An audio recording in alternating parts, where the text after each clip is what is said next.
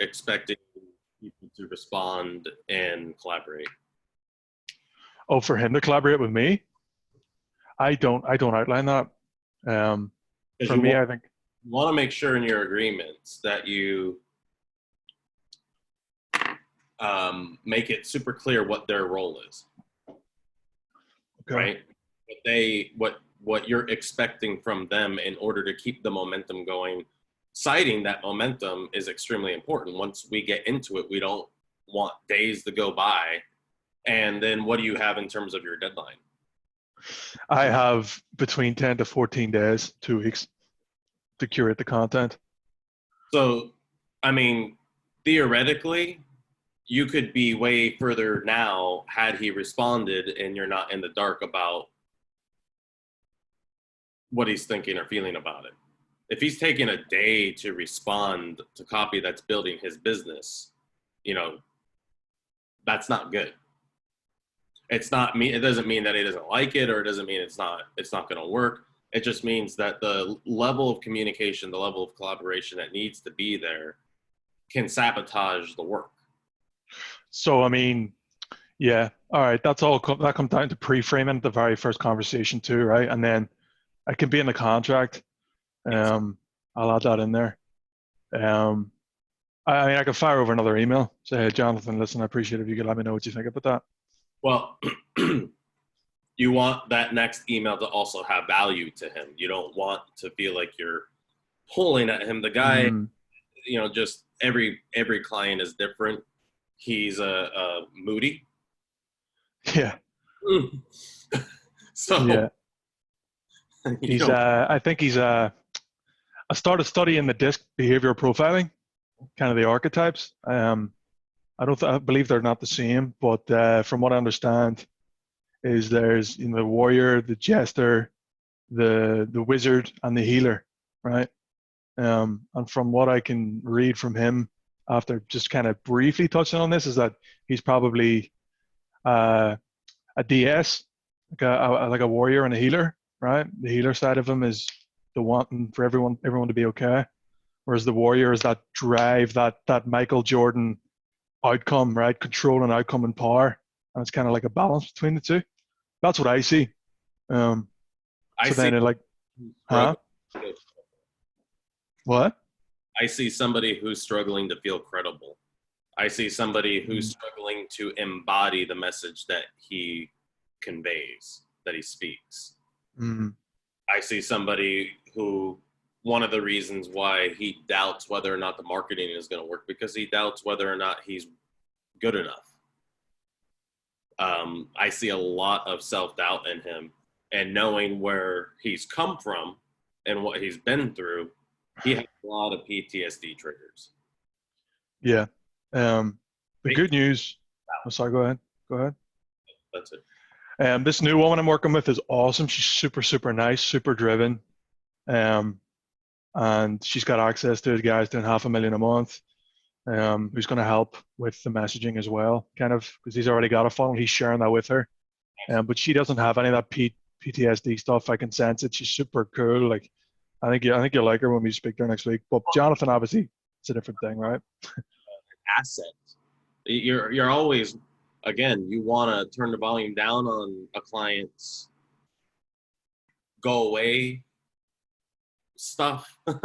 Their defense mechanisms, their edge, any condescension. You want to edit Yeah. that up.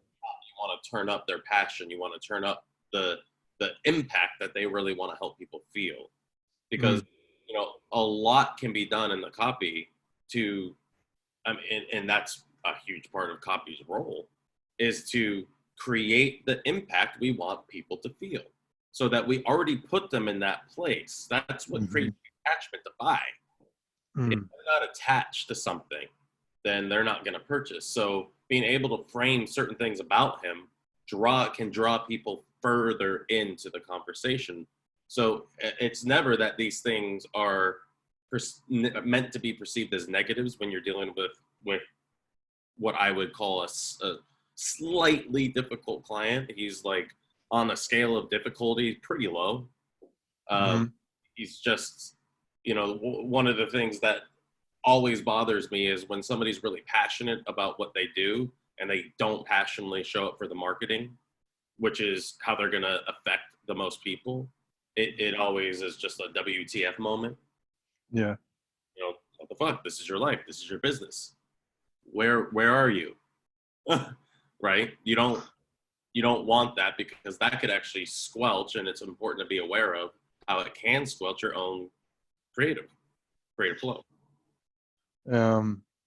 Yeah, I mean, I dug into the videos too, and I feel like the copy isn't congruent with what they're getting. Maybe. I mean, we're doing an awesome job, I think, with digging into how it works. But when I looked at the videos, it's like him in the park, sitting on a bench, really bad audio. And it's like he's just taking 10 minutes out of his day to just record the video. It's not done in a professional setting.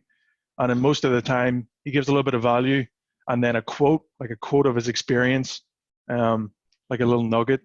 But it's nothing like, I mean, for me, I didn't watch them all, but for me, it's not like this massive shift in your mindset that we're building up to be like. Well, that's a big deal. Yeah. So let's. Sorry, go ahead. Yeah. I keep fucking cutting. No, go ahead. I spent about fucking 7 hours digging into that sales letter yesterday, and it was a little bit like pulling my own toenail, but I got through it. I don't know if it's good. I'd love to see what you think, where I've kind of went off a little bit off the beaten path. I think there's bits in there that are good, but maybe it's myself that telling me it's not good. I don't know. So, that critiquing, critiquing will really help. Yeah. Of how it's organized as well.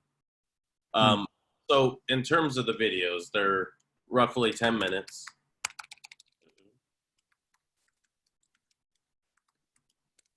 Bad audio, bad production.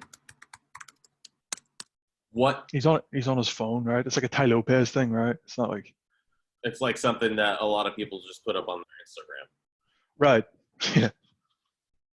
I don't know. For me, I mean, because I'm writing a copy, we're both writing a copy. Like, I just imagined him probably sitting down, almost like a Reagan fireside chat,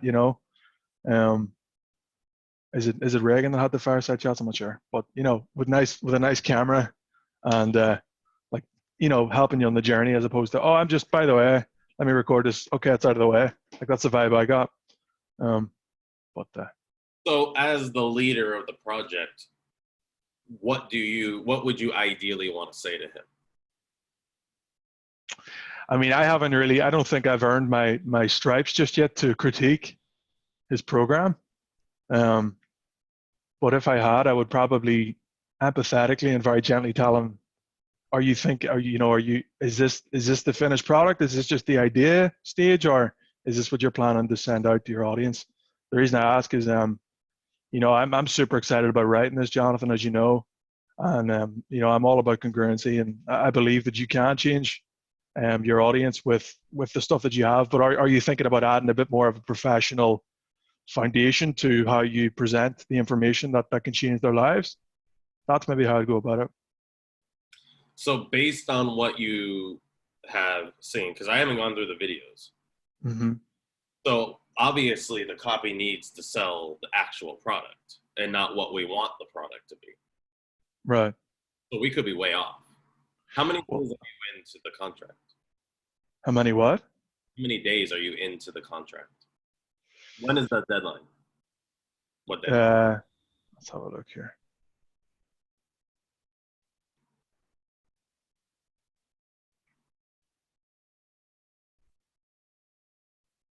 Because here's the deal. He resonates with everything that we're talking about. Mm-hmm.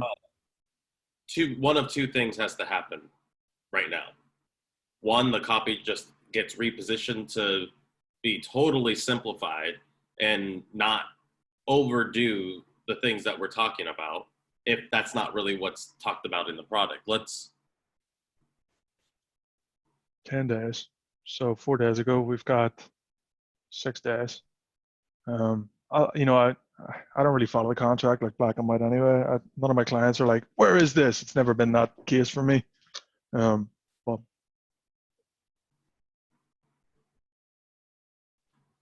sec. I don't think we're far off the mark anyway, man. I mean, that call we had in the sales letter, I've actually explained every single day according to the sheet and the video. That might give you a better idea as to what he's actually talking about. Man.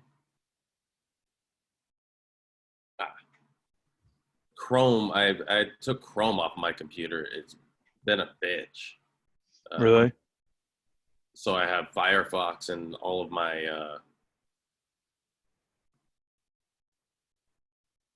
did you just send me something? No. Do you want me to forward you the contract? I mean, No. do you want to read? Fuck that, right? Oh. I get that. Let's see. Where's one? Maybe that's what he's going for, though. It's, hey, I'm with you.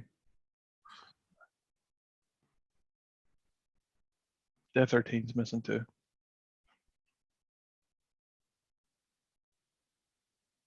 Oh shit. Oh yeah, this is why I didn't watch them. So, click it really quick. Double click it. Not that one playing. Yeah.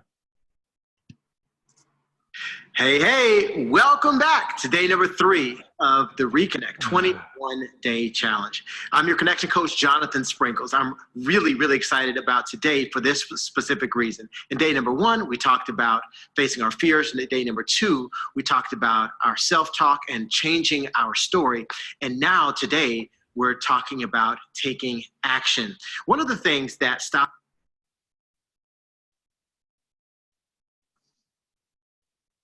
Hey, welcome to day number 2. That made me laugh. Reconnect 21-day challenge. I'm your connection coach, Jonathan Sprinkles. In case you forgot since yesterday, it's a beautiful day here in Houston, Texas, as you can see. Yeah, we've got a few clouds out there, but hey, with a name like Sprinkles, I have a very intimate relationship with clouds. Okay, that was a little funnier in my mind than it was in delivery, but whatever. Today we're talking about one of my favorite topics, your self-talk. What you say to yourself about yourself. Because it has a direct relationship on every result that you get. Before we go there, I must remind you that you have some homework.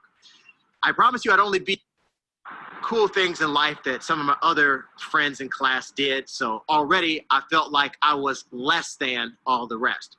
Fast forward a few more years, I grew up I was always the only one. So you do the math. So I knew automatically going into it, I said, nope, I'm not good at math, so I'm going to struggle. And because I said it, it happened. I said, it's that you make, which influence the habits that you form, which it ultimately determine the outcomes in your life.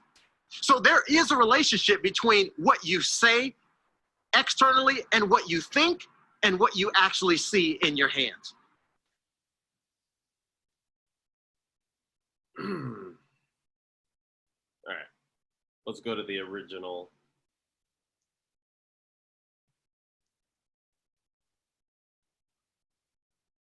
Yeah, we're not far off at all.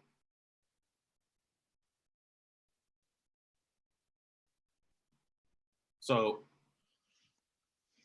it's interesting. Just before the call, I put up on Facebook. Yeah.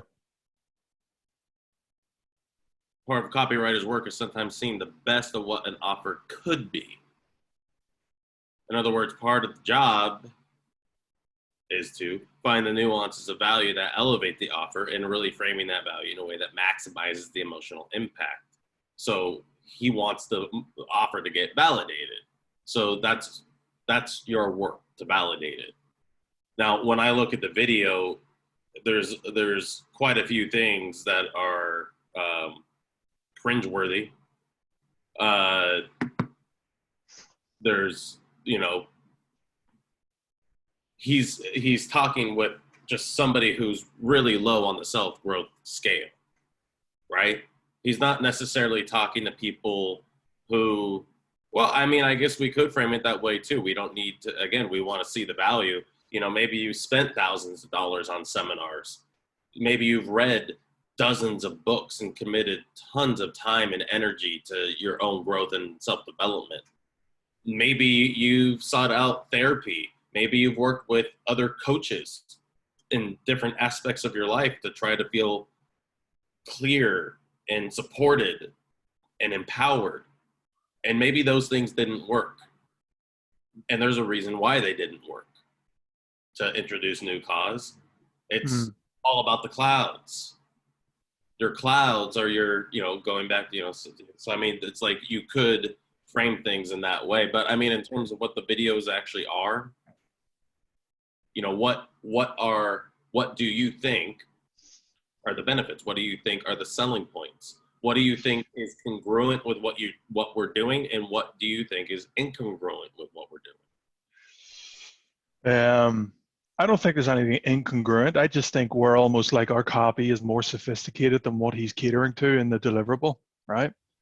In the program. So I don't think it's so much there's anything incongruent. I think more it's like we have to kind of make our claims dumber than more sophisticated. Like we're talking about more mirror neurons. We're talking about how the subconscious speaks to your consciousness. Yet I don't think he even mentions that in the program, right? Even though that is kind of the deeper core reason as to why where these stories come from and how they affect us. I don't think he like, if you imagine it like it's an iceberg, he's only in the program. He's only really looking at what's above the water, whereas in the copy, we're going deeper beneath the water as to what's actually causing it, right? What do you think would be a more effective tone? Maybe a lighter tone, perhaps. Maybe not so much like this is, you know.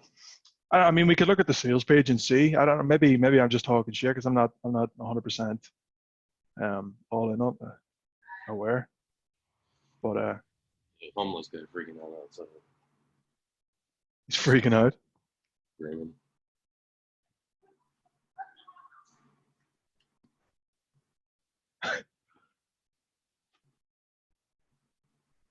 He's having a bad day.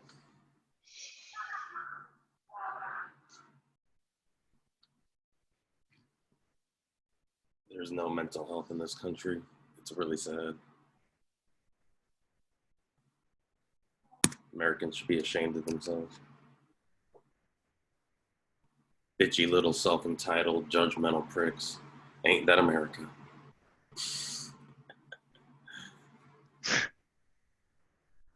Okay.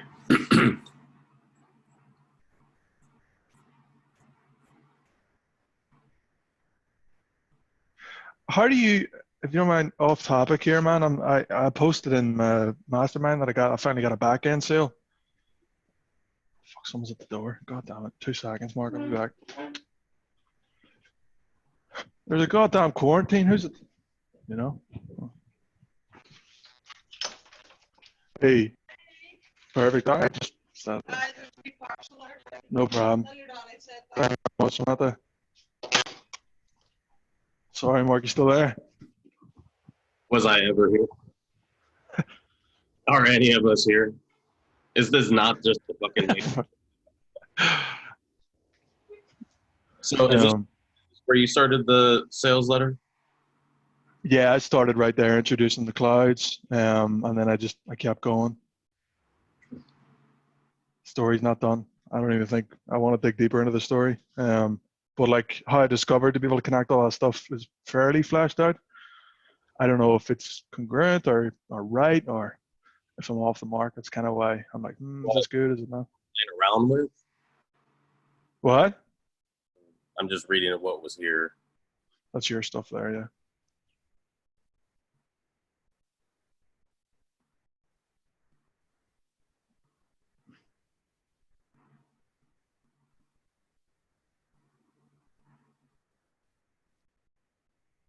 Why? So why is there a repeat of name? I don't know. That should be there, to be fair. You can just remove that.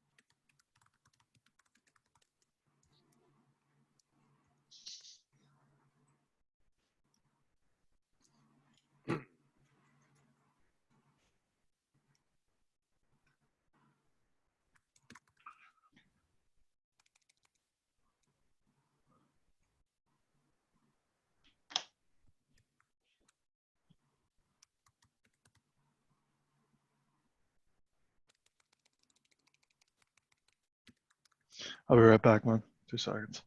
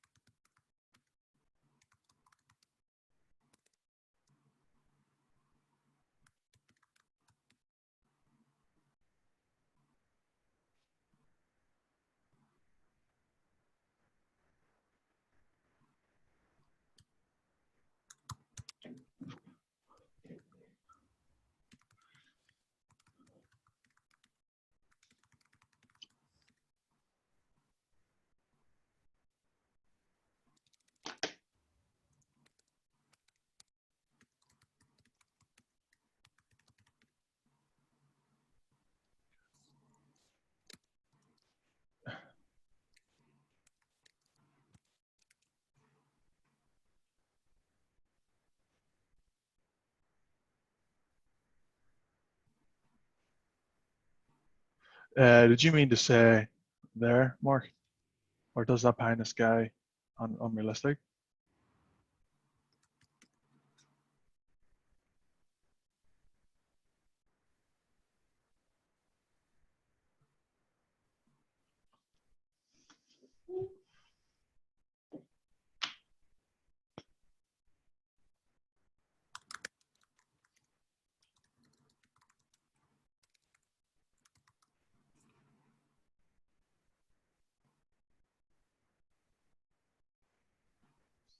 Mm. It's a new cause, right? Yeah, it's just opening up the loop for the subconscious stuff, but making it. Yep.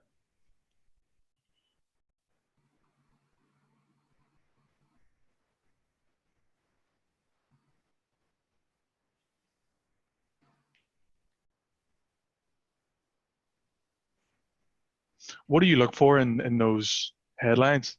Something that's going to make them want to read the rest underneath it, right? So you're always thinking about the scanning effect. People, Yeah. when they read sales letters, they don't, most of the time, they don't just sit down and read a sales letter. They just kind of skim through it. And then if Mm-hmm. something captures their attention, so your main things are your headline, your subheadline, and your PS, as well as any images or, visual ways of capturing people's attention, but just in the copy realm, those are your three main assets. That grinds my gears, man. We'd be sitting here cranking out sales pages and they're not even getting read. What was that? We'd be sitting here cranking out 25, 30-page sales letters and they're not even getting read. It's Yeah. just the titles and sub headlines. Yeah. Yeah, I know. Absolutely right. You have to know, you have to have a sense, you have to intuit really, in this space, what's really needing to stand out here? What's the main thing that I want to capture people's attention with? That's what you're asking. And that's also how you want to, help pace the flow of your letter. Or it also gives you opportunities to, flow but shift. Okay.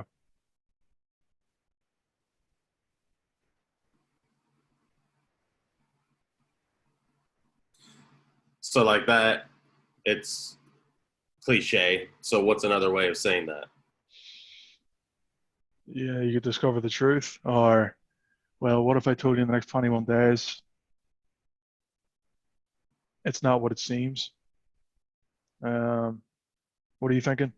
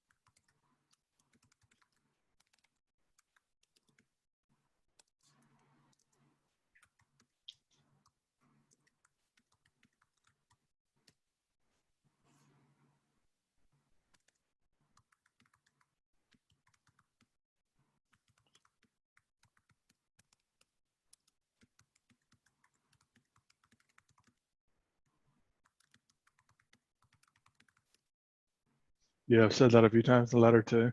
Regardless of what people say, no matter what you've heard, this is the truth. You're throwing rocks at the enemies, right? That what? That line, like the idea that, whatever you've heard so far, regardless of what you've heard so far or experienced, this is the truth, right? Like everything else is kind of a lie, right? It's you've got enemies and they're your enemies. I'm here to save you, right? Yeah, absolutely. What do you think about um, what do you think about is missing? And before we get to the introduction of the sun in the clouds, what do you think is missing here?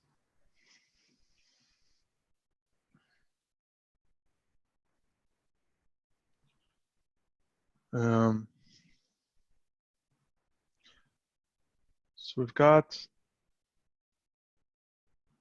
introduction to the problem.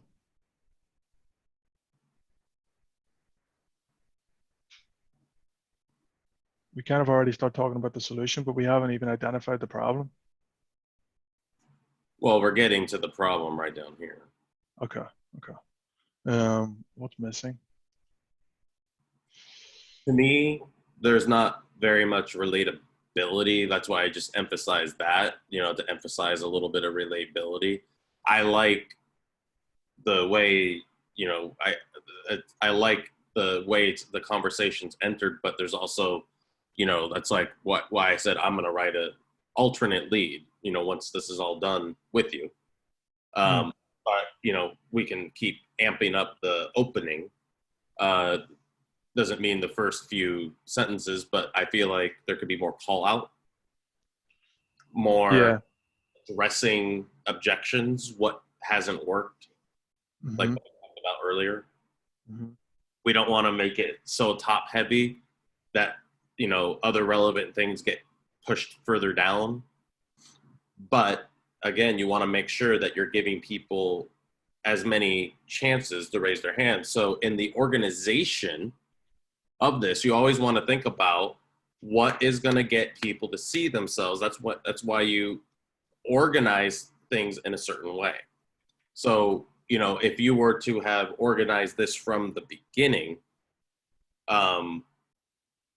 because we just kind of started spitballing it, right? You give me some elements to work off of, right? Yeah, we had some elements to work off, but just in terms of making sure that instead of just noodling around with the idea, that we're really getting people to raise their hands. So are we triggering people's stories right here in this frame? Yes No. or no? I mean, not in this frame though. Further down the page. So what's missing? What element is missing? The I understand you. I know where you're at. The call outs, as you said. Or what? I mean, what are you thinking? I'm not sure. So you agree that this doesn't feel like it's going to be effective in getting people to immediately relate, which would make, since it's the most valuable part of the sales letter, the top of real estate, what would you do to organize it? What elements would you add? What would you take away? So you're opening up the heuristics there, right? What if, or wouldn't you want to know, or do you ever feel? What? What if questions to help myself? Sometimes I lead them, sometimes I don't. What if your eyes could look 10 years younger, right? Have the appearance of looking 10 years younger. Or your eyes determine the way that people perceive your age more than anything else. What is going to have more impact? Well, it was the latter, but it started with the what if question. Does that make sense? Mm.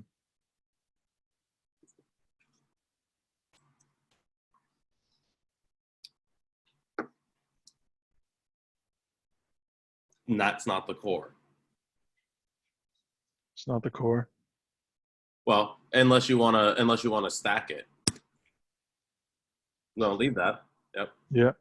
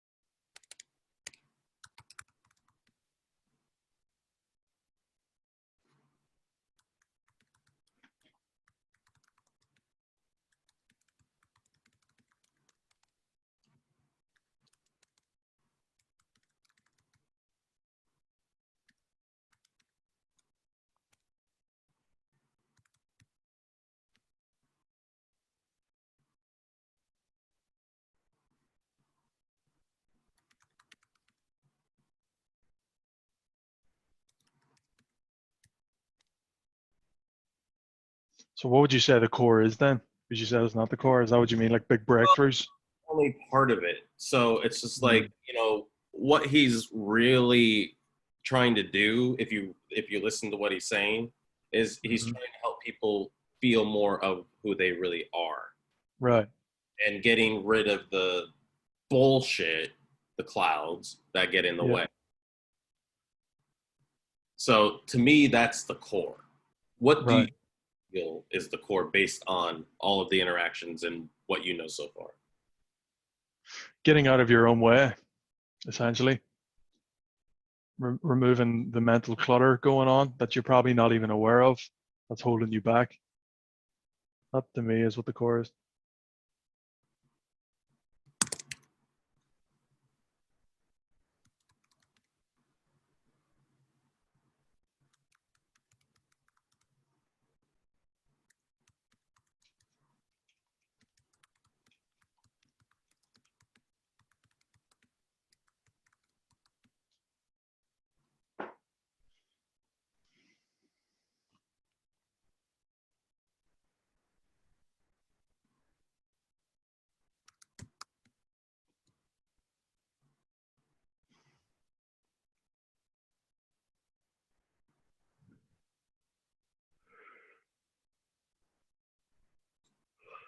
Ah, jeepers.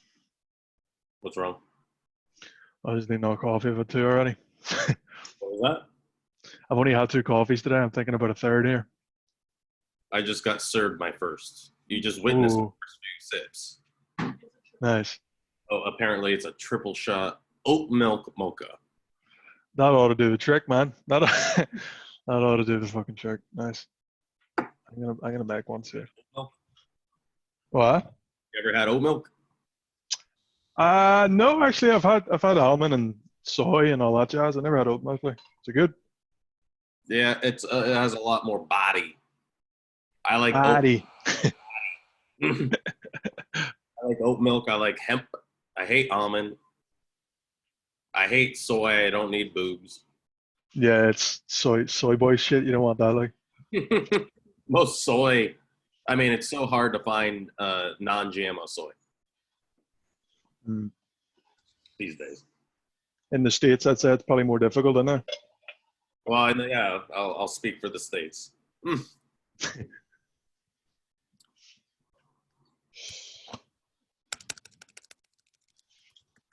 My dad's got a coffee machine up in the bar. He'd end up grinding a load of beans and putting them in like a bottle. So it's like espresso in a cold bottle.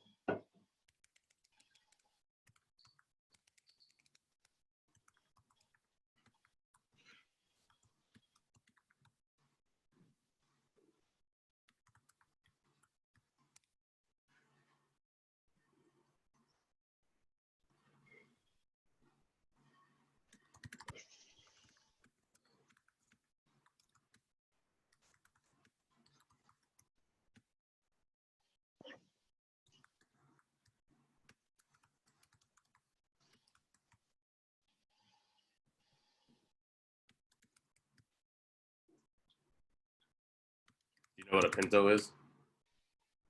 A pinto bean. No.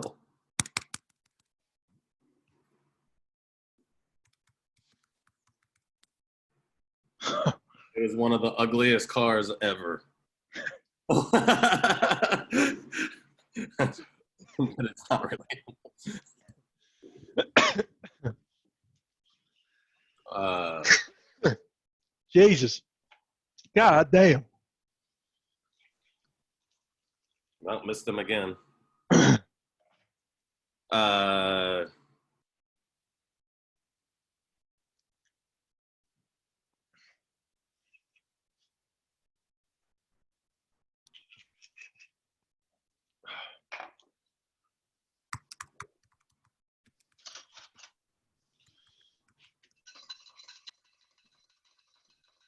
Did you, whenever you were in your early copywriting days, were you ever fighting with yourself while getting better? When you were struggling to write, were you like, fuck, right, just keep going kind of thing, or what? ask that again. You know, they hear me? I don't know. Um, In your early copywriting career, did you ever struggle with writing? Did you ever, have to force yourself to do it, or were you always kind of a natural? Oh no, there's even up and even today, there's always days, sometimes in a row. So sometimes it's a few hours, sometimes it's a few days where I'm dealing with a ton of internal resistance. Can't be bothered sitting down and writing, right? I mean, one of my biggest issues is what makes me a good writer is also what makes me shut down emotionally as a human being, empathy. If I'm feeling too much stuff, then I'm like a freaking droid, just I just shut down.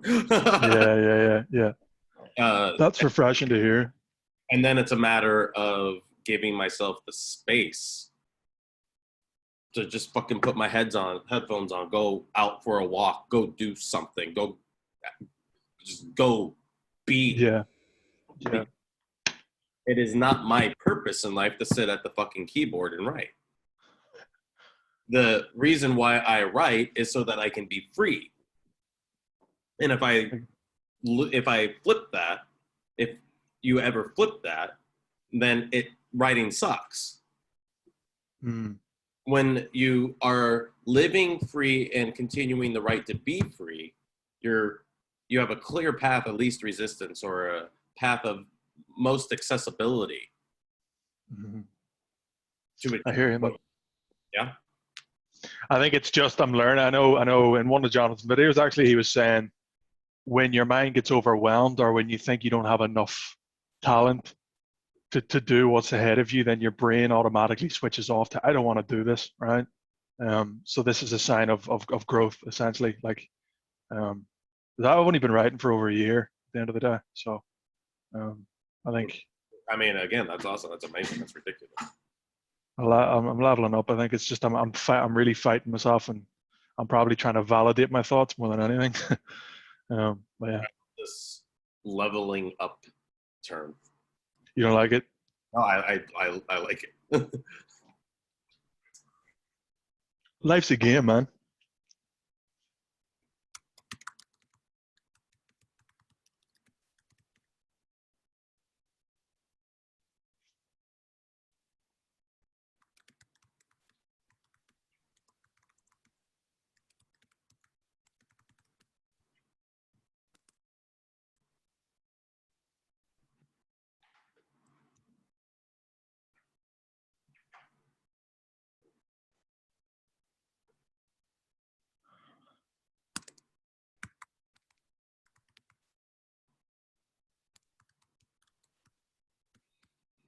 Right back, man. Sorry, 2 seconds.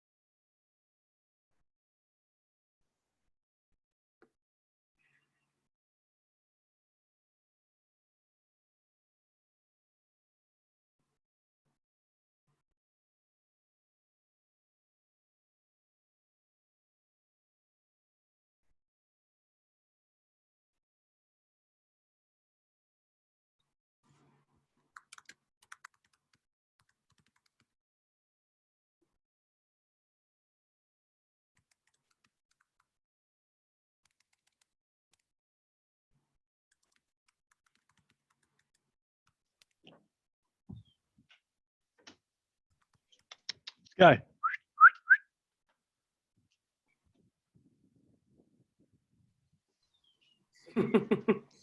She's half deaf, man. She doesn't hear a thing.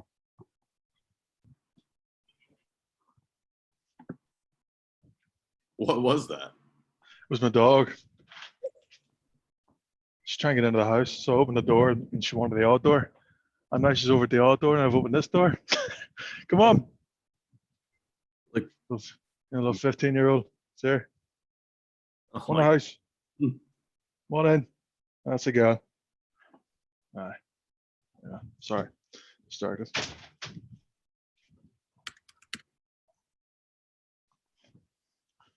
Yeah. So a real call out to the problem, the unique problem at the very start. Otherwise, they're not going to feel connected and read the rest of it. Right.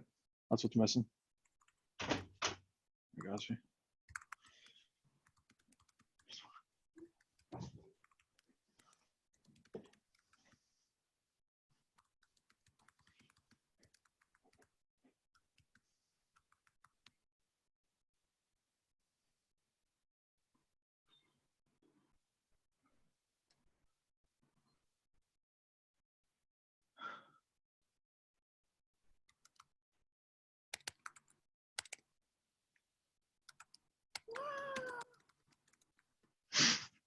So you?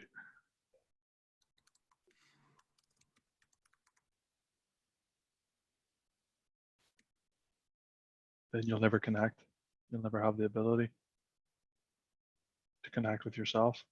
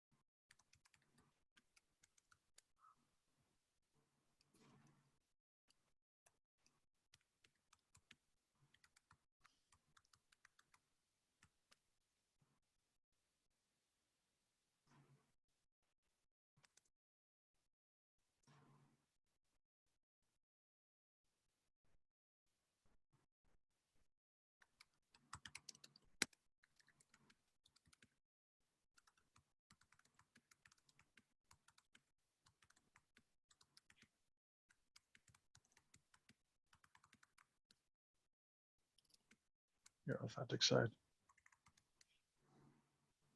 Are you with them?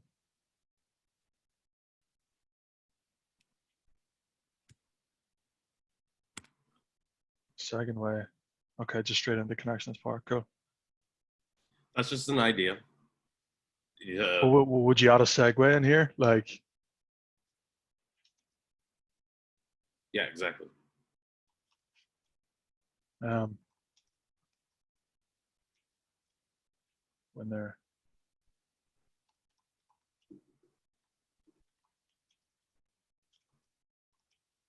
maybe not that. See, it's not flowing. It's not flowing all the time.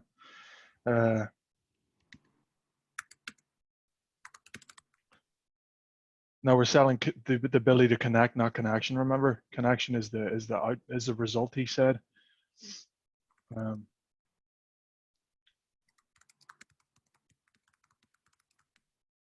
Is the single most important skill you'll ever learn, or something like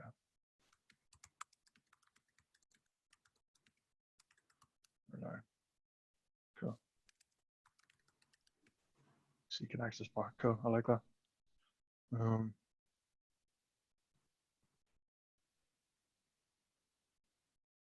So would you remove the do you feel like putting in away too much effort toward the bottom because you've already kind of called them out, or would you keep that there?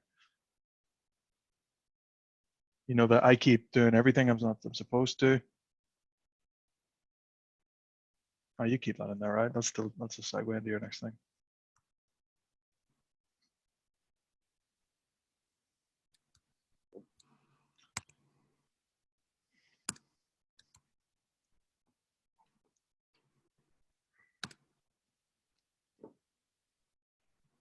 I'd say my adrenal glands are burnt to the fucking crisp on this coffee. Say it again. I'd say my adrenals are just burnt with all the coffee I'm drinking. Like they're probably just worn out. Just constantly drinking caffeine. Adrenal burnout is a real thing. Yeah. A great book to read, Adrenal Fatigue, the 21st Century Syndrome or something like that.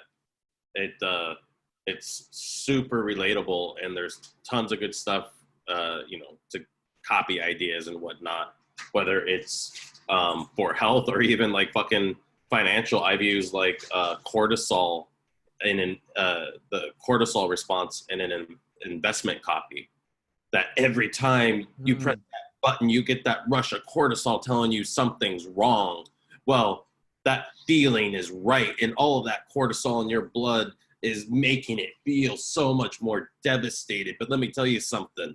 We can reverse that now. We can tell you, we can make it so you know exactly when to press that button and never have to deal with that feeling of devastation. Oh my God, what did I just do ever again? It's just like,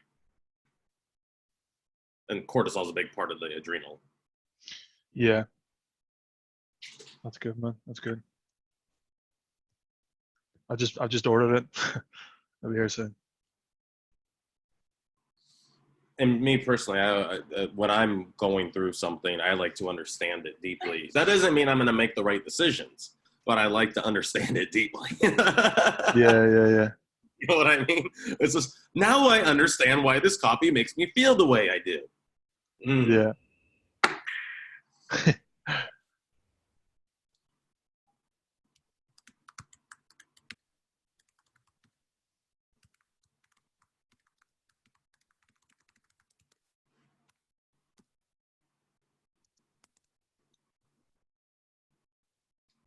Instead, okay, we typo that home instead.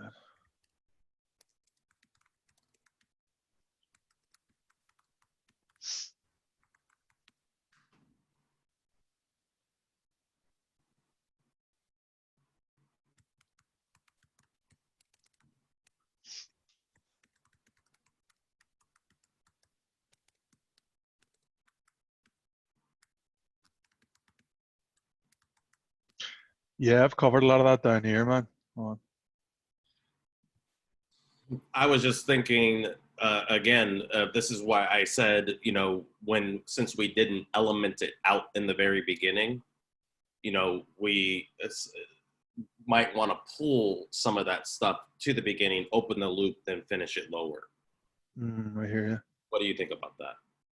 Yeah, I never thought of that. I always just thought like, okay, headline, intro, story, very basic. On your copy. And in fact, we can just delete all of that. It doesn't matter. What matters is that when I ask you the question, I want you to be able to self-audit and copy chief yourself. All I'm doing is taking the steps right now that you hold yourself back from doing easily. You spend more energy resisting doing it than doing it. And I'm just trying to show you how easy it is to do it. And if we just delete it, fine. It gets the creative flow going, and it makes it easier and easier and easier. Although I think there's some good stuff in here. Yeah, I think I cling on to it because for me, it's like, fuck, I can't be bothered writing this. And then when I do, I'm like, it's done. Whereas I need to reconfigure how I think about this and write. Do you know how I started? Because it honestly, I was fucking dumb. It didn't occur to me that I should always give people more leads until later in my career. But the way that it occurred to me was an exercise I did where, because I would get so attached to what I write, and I would get really insecure about myself, because if that didn't perform, then what value do I have? Yeah. And so I did an exercise where I would be like, okay, I could do it like this. I could do it like this. I could do it like this. I could do it like this. And I was just like, at some point, I was just like, okay, I need to just give my clients all these deliverables so that I'm never dependent on or they're never dependent on a single piece of creative. There's so many ways to win, right? And so that's what this exercise achieves. Because if you get stuck in a box, and at the beginning of the call, or when I framed out the lead, and I said, what's missing? And you were like, I feel something. But then the next step is immediately start putting what needs to be there, imagining what elements are missing and start playing with it. Doesn't mean that you need to keep it, but you need to go down the rabbit hole. And more times than not, you'll be right. Mm. How much resistance did you feel about being able to write something to flush out that lead and make it more effective? Oh, for the dating one, like our first call? No. This right now. Oh, what do you mean? What you just wrote there now or prior to the call? I'm sorry. It'll be interesting for you to watch when I asked you that question. You kind of froze up, kind of clammed up energetically. Like, I don't know. I mean, I don't know. It's just like you have that self-doubt, that voice that gets in your head. And what's really cool is you are a wellspring of ideas. You have really good ideas, but when you get put on the spot, you have a hard time letting it flow. You have a hard time releasing that natural creative stream of consciousness. Yeah, I end up doubting everything before it comes out. It's like this filter. It's the same with writing lyrics. Or like you can't just delete something that you spend 15 minutes doing. Like it's gonna fucking ruin everything. Who cares? Like, who cares? Yeah. Don't put that pressure on you because that keeps you in a box. Okay. If you're in a box, your creative capacity is minimal. When you let yourself freely explore the space, your creative capacity grows. And then your ability for creative to flow through you grows. And then it just gets easier and easier.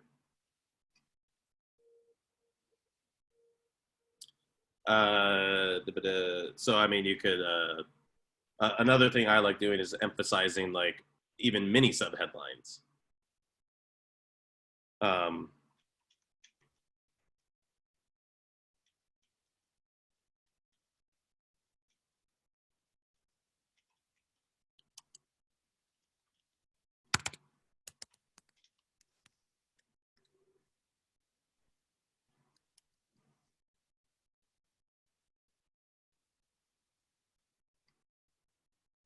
I like that your entire system starts glitching like crazy. It's cool. It's good sounds. There's a sentence I heard, I really like it. It's you're bending the fabric of reality. Mm-hmm. I'll throw it in there. What? Wait, what? No, I was just saying never mind. By the way, the amount of times I wrote the word well from in the sales letters, like, does that matter? I've done that a lot. Like, yeah, you just find different things. You know, like in my like when I talk in real life, I do say in other words a lot. So I have in my own personal copy, I have no problem writing in other words 10 times. It's I do it naturally. Yeah. Cool.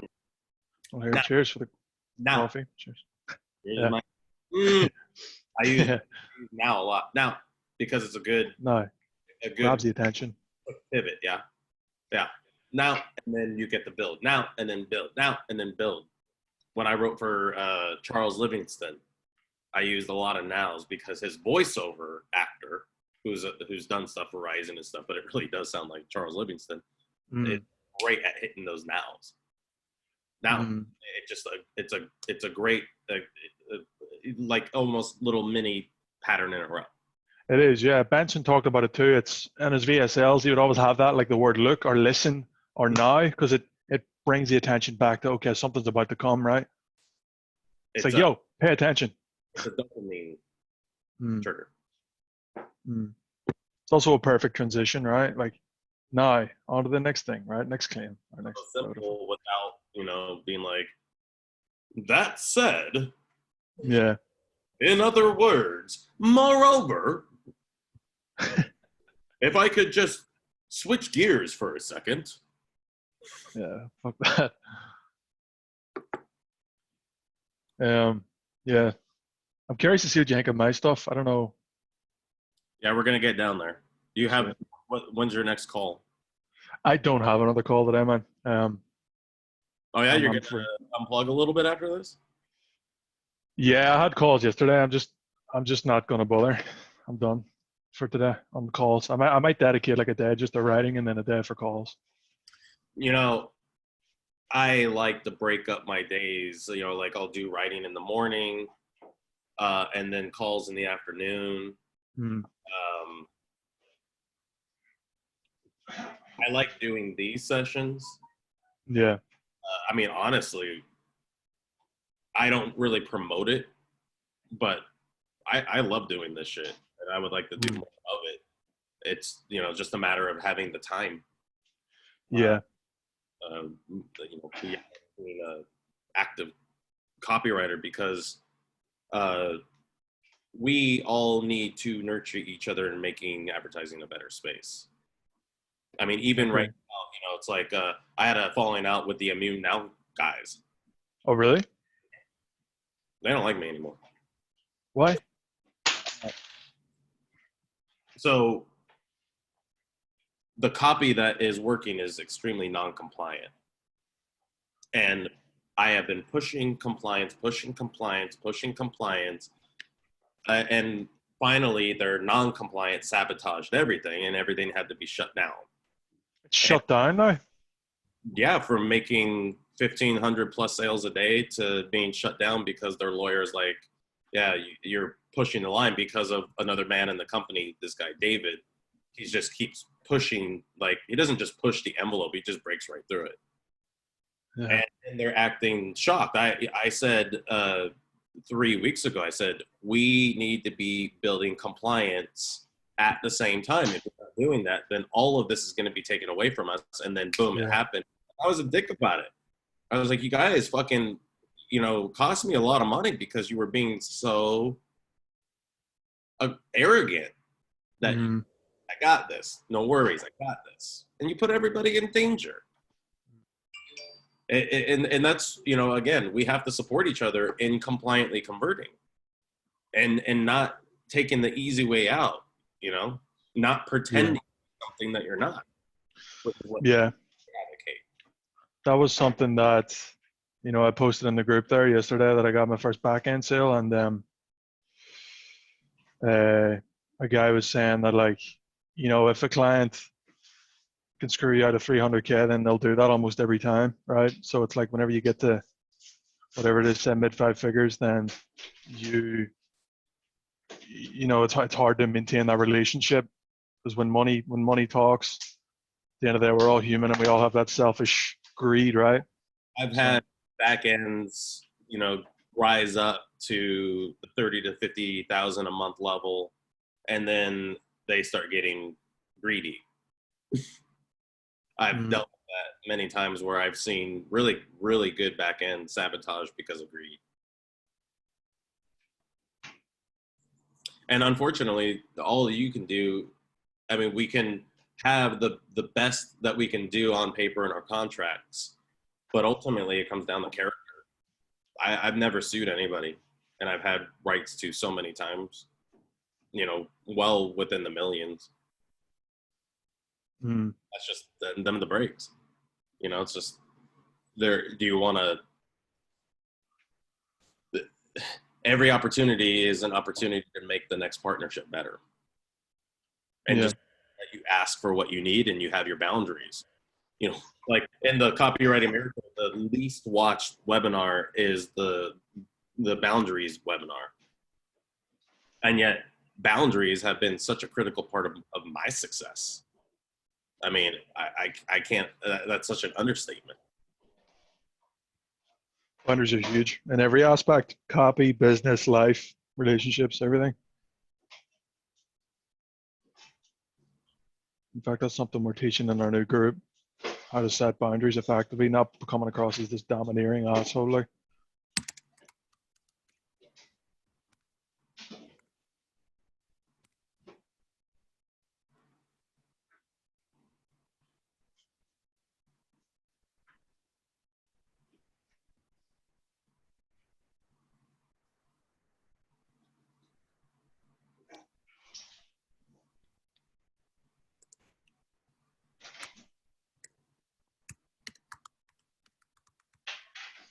something as well this guy wrote was Good job. But for your information, 80% of people will eventually screw you out on paying the recurring fee if you don't consistently provide them value. He says it's better to do a retainer and do regular work. That way they depend on you. That's what he found anyway. What? Don't agree at all. Oh, really? That's just an opinion, right? I mean, that's a great way to stay very compartmentalized. Your values and performance. If you can't perform, then they're not going to pay you. If Right, you but I see. Yeah, go ahead. control and 1 year later you haven't done any work with them on it, they might try to, not pay you. That's Yeah. That's what he's saying, I think. But the other side of that coin is, why wouldn't you keep putting energy into something that can grow and make you more money? We're partners. That's part of the paradigm shift. And I think comments like that are from the old paradigm. Are retainers fine? Yeah, get on retainers. But get your fucking back end. It's not one or the other. It's either both, or I'm either worth this back end and it's either worth my time or it isn't. I think what he's saying is like the retainer thing means that they're more reliant on you, because if you just if you read a sales letter once and you get back end and you keep getting back end on that sales letter, they're eventually going to go, well, hold on a minute, let's just not pay him. It's a submissive, subservient, demeaning, self-sabotaging perspective. Your value is being able to lead and not just say, oh, I wrote that. No, now we're doing this. Now we're doing this. Hey guys, I just wrote this to test against. Hey, let's reposition in this vertical. That is your job. If you're not, then you're leaving money on the table. And if you're leaving money on the table, then they're not going to see your value. And yes, they're going to skimp on paying you, of course. Yeah. Do you see the self-sabotaging nature of that thinking? No, it's not wrong to get on retainer. However, you have to have confidence in your ability to lead and perform, lead and perform, lead and perform. Yeah. Back shit up. Take initiative. Be a part of the company, not an auxiliary part of the company. External expense. Yeah, I get it, man. I get it. I like that structure there with the bullet points.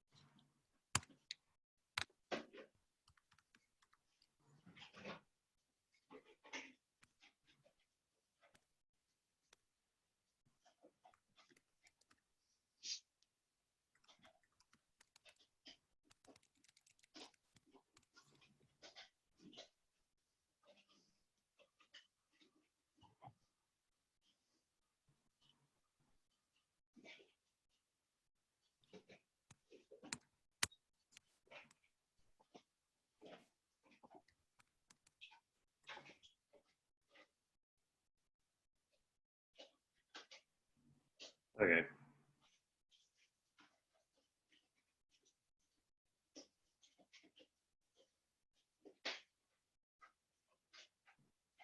What do you think about the work we're doing? It's really insightful. To see where your head goes when you're writing it. Fucking dog. They took the charger clean off my laptop. Oh, sick. Oh wait, here. Sorry, man. Yeah, sorry. Oh yeah, you and your dog?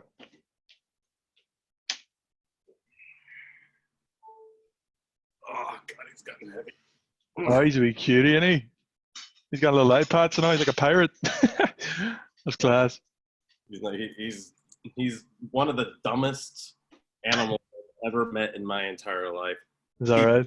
Love, but he's the ultimate prey. Yes.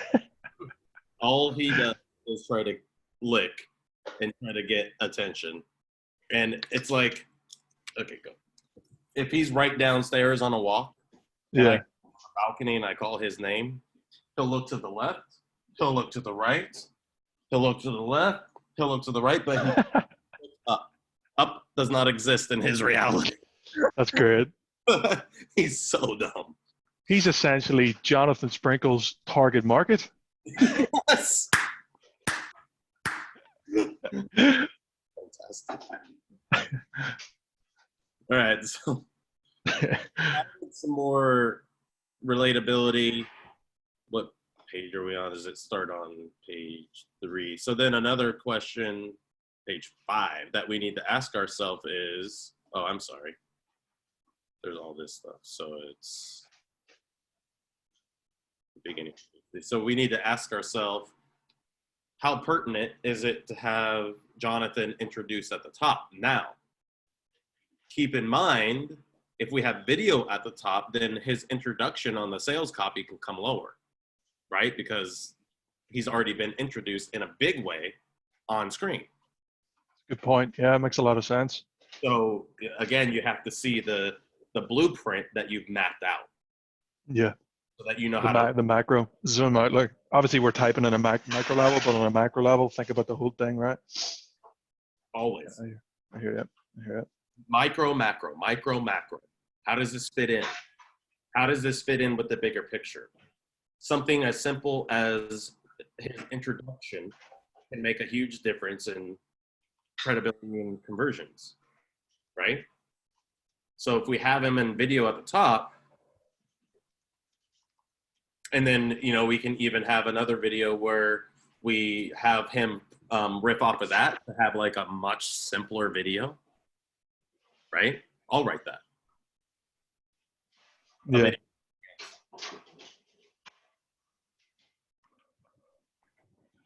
So I say right now, if it were my choice, my copy, I just leave it where it is for right now, at the top of page 3, because with a video on top of this, it works fine. If there's no video on top of this, then I would get it closer to the top. Okay. Makes sense. I mean, the split test, you know, you give him one version where the name is more toward the bottom with the video, and we could just end up chopping and changing and give him the one without the video, see which converts better. Yeah, after this call, if you have time, I want you to write a whole different, just like I did. Oh, whole different lead. Yeah. Sure. So from here, you can, you know, do anything you want with the headline to here. Sure. So that's 2 pages, but maybe your new lead is going to be half a page. Maybe it'll be 1 page. Length matters not. Effective it is. You're a madman, Mark. The sad thing is that's on that's recorded. So let's get down to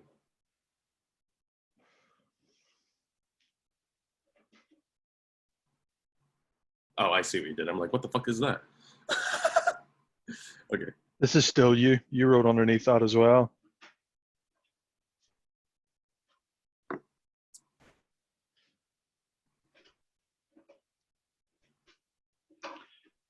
And then I got started at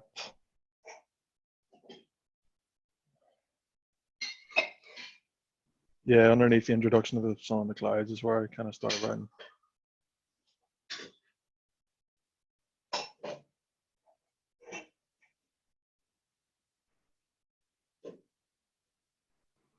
See, I've been having on sales letters, like I did this with MDS, my doctor, really good luck with these little slightly enhanced, not, you know, so not centered, just a couple points bigger, bolded.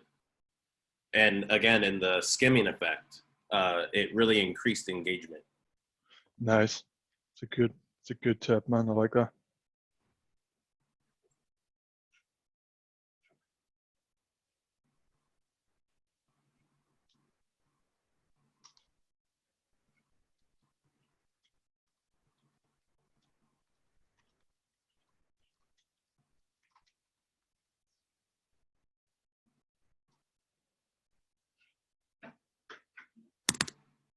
What needs to be there?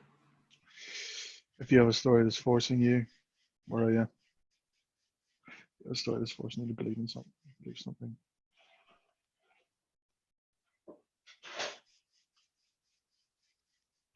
Objections? No. No. Okay.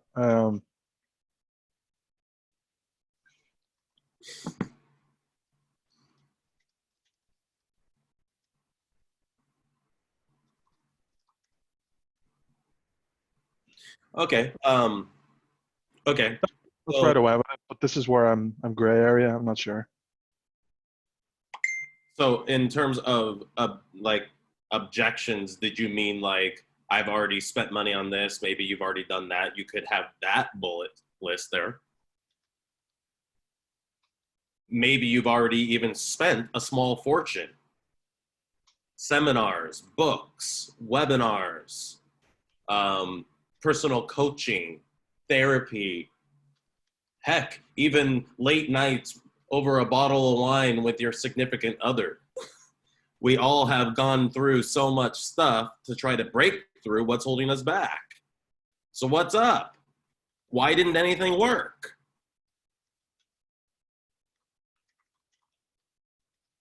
Which again props up the new cause. The subconscious, you might want to give it a branded name instead of just a subconscious story, like um, uh, the connection,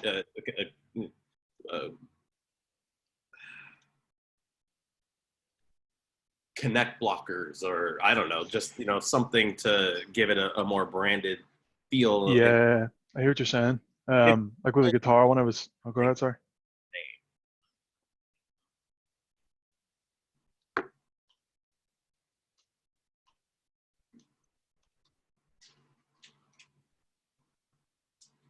So what led you to say that that needs to be in there? Like how did your thought take you there? what, what part? But that story isn't true, no matter how much you believe it. Why did you think that a call out there was what was needed in terms of you've already tried this, you've done that? Like what took you to that decision? Because this is what I think I'm missing.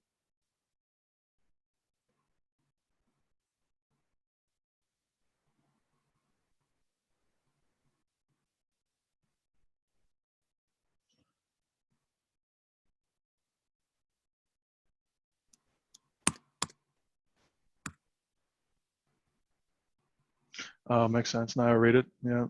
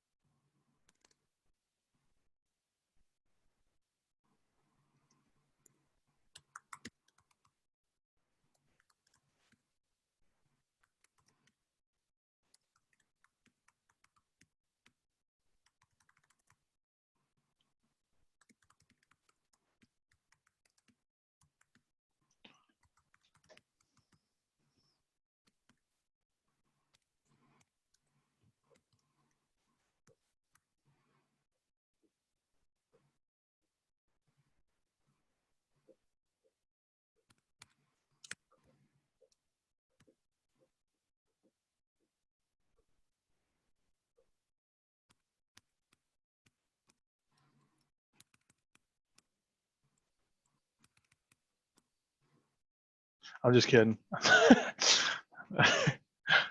It's gonna start doing. Oh fuck's sake! I'm such a child. Anyway.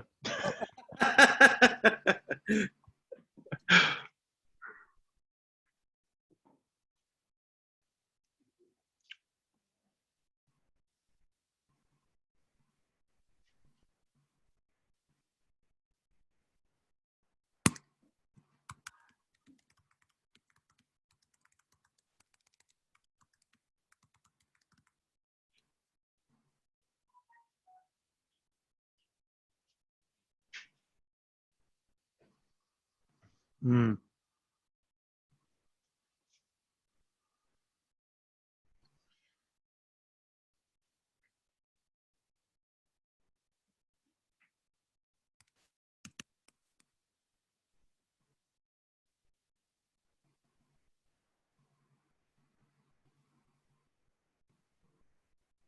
What?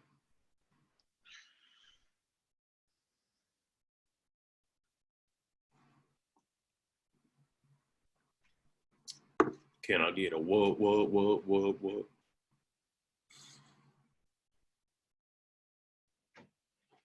It's not specific enough, right? A lot like whose name, right? I like the feeling of where you're going, but it's not. Okay. On and on.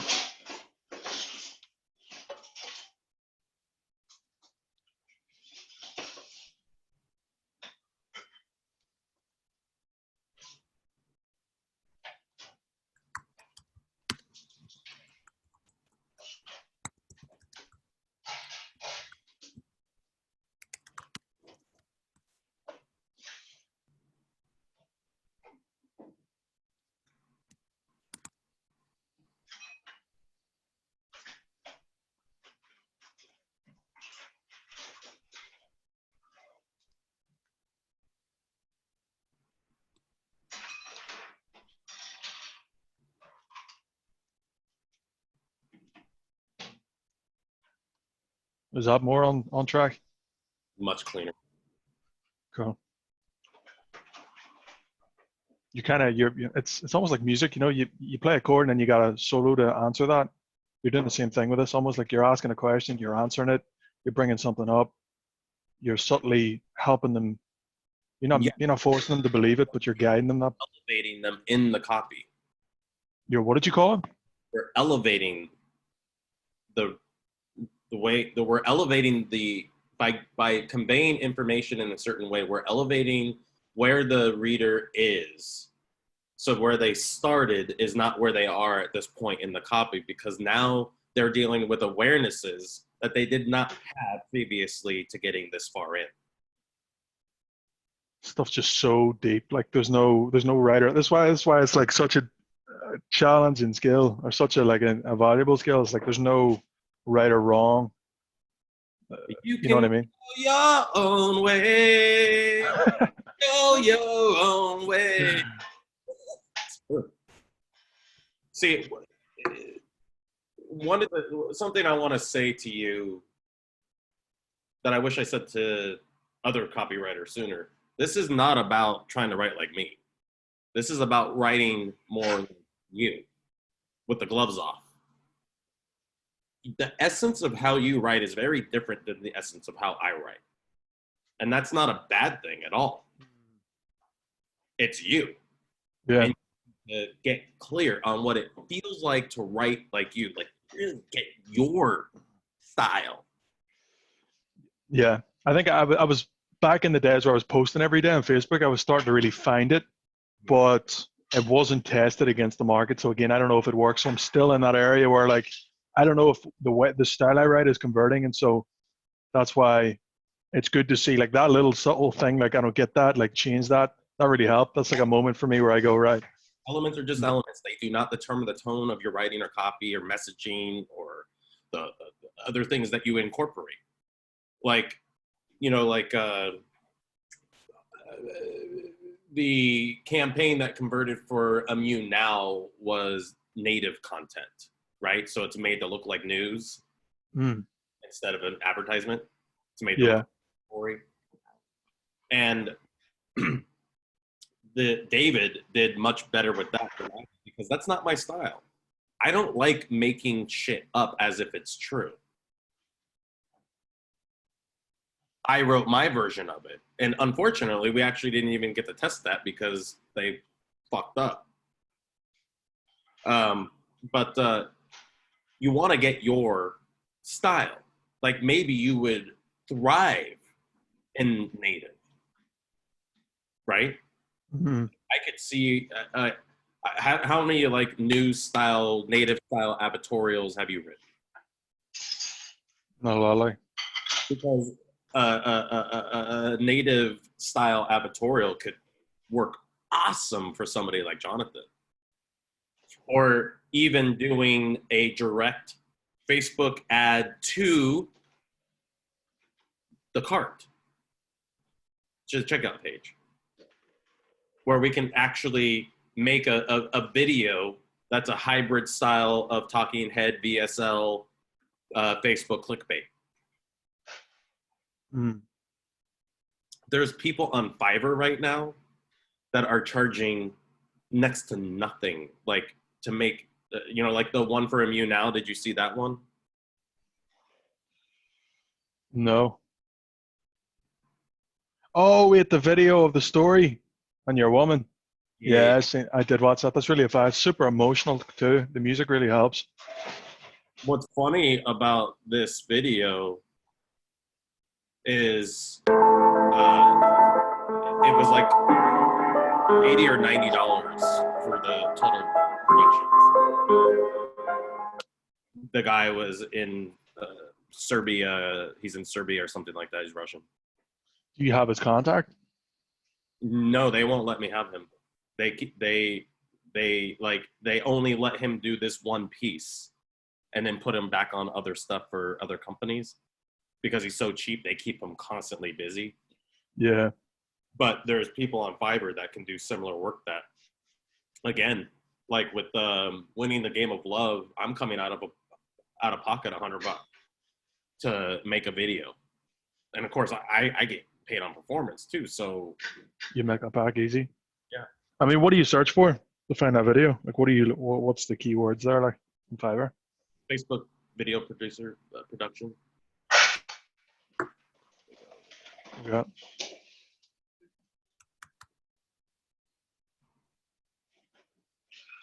Let's have a nosy.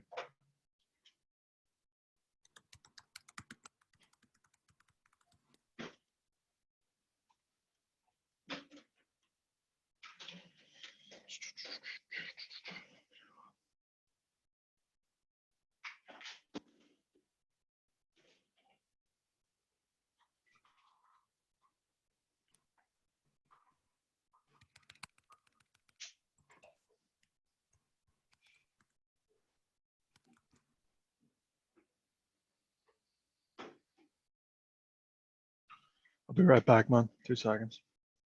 Where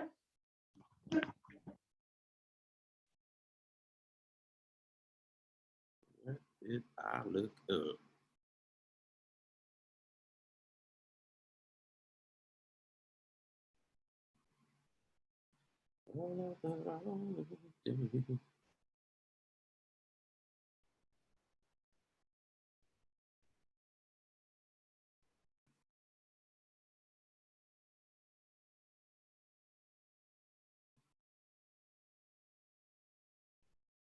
Investors will pressure you greatly on valuations. All needs in healthcare.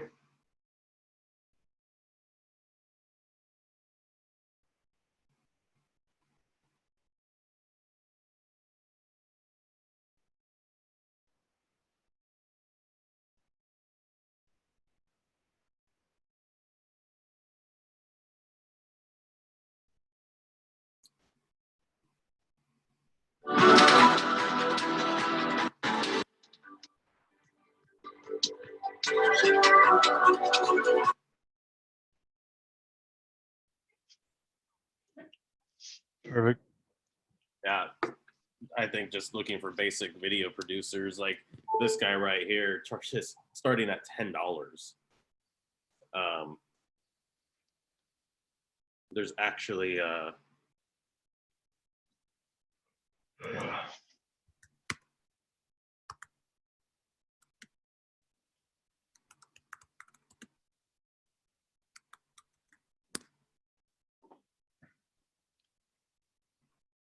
Yo, what? $25? I'll send this video to you. It's a great video of how he paid under $100 to various video producers to make their video, and just how cheap it was and all the different styles. Anyway, all right. Yeah.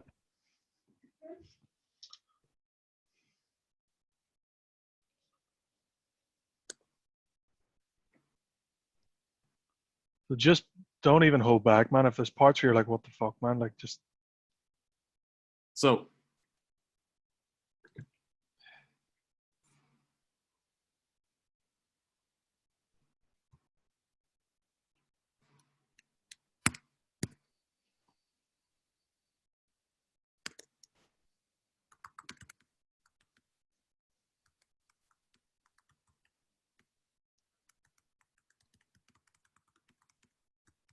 So instead of making a statement, ask a question every now and then, right?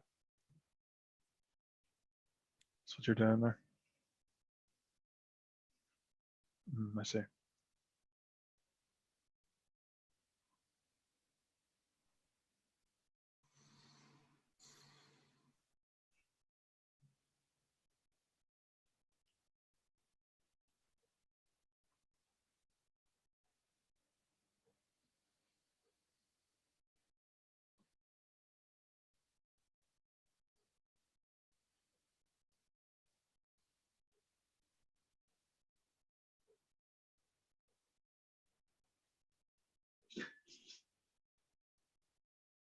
just get to the point.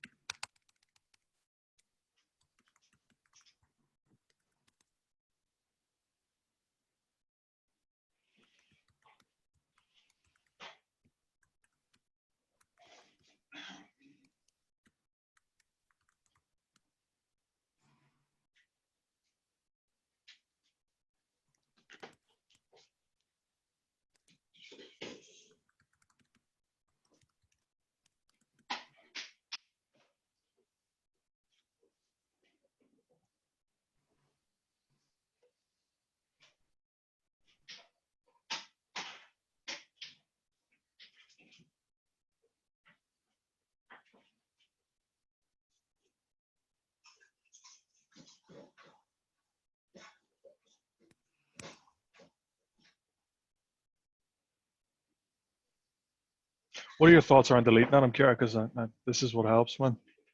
Repetition, it's too repetitious and it's not actually furthering the conversation. So when you take it out and you see that it actually flows better, then the only reason why it was there is because it was written, but not because it's going to be effective. So you always have to think about what's going to be, does this actually further the conversation? So by taking that out, I don't think we lose anything, and then the conversation has more flow. Yeah. What do you think? Do you agree? Yeah.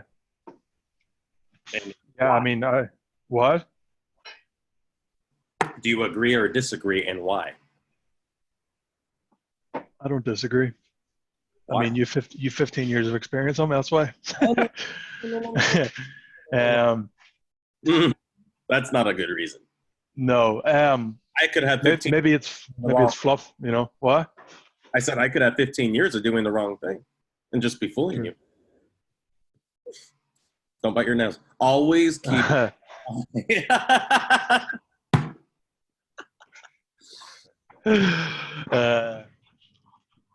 Yeah, it's probably just too much fluff. Like when you put the element in there, it's like, all right, just get to the point. Don't drag it out too much, otherwise you risk chances of losing them. Right? It's real estate here.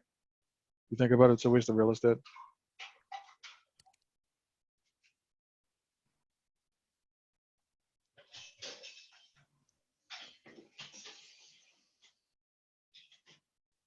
Just had an idea for an eclipse rather than a sun of clouds, but we'll just go with it. Because back in the day, eclipses, before science, really, eclipses were like an omen of something coming, something bad. And they were like, "Oh my God, the sun disappeared," but it was always there. But same with the sun and clouds.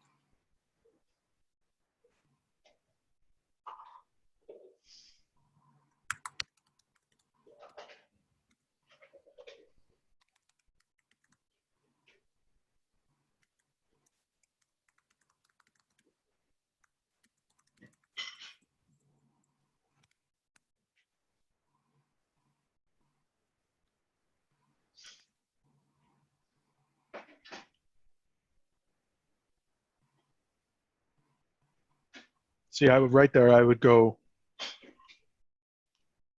like I would go like that. Now I think like, okay, picture this, or even Right, that works. picture this. The abundance in your life is the sun, and like I said, that's how I would go.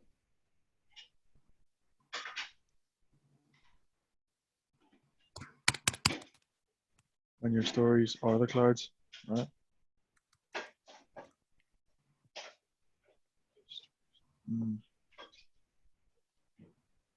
This is fluff.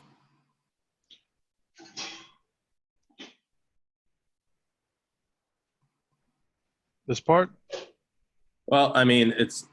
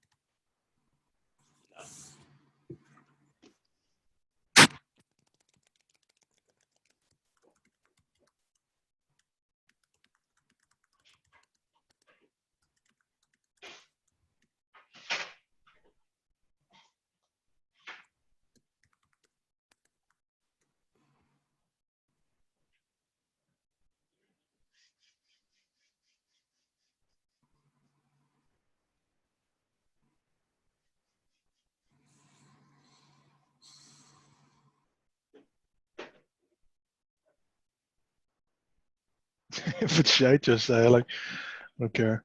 what was that? If it's shite, just say like, I'm not attached to it. I'm really not. Like, I mean, this is how you get better. Like, but See, like this is tying into the start. But like here, that's kind of repetitive to what we've already said. And then you're just kind of repeating here again.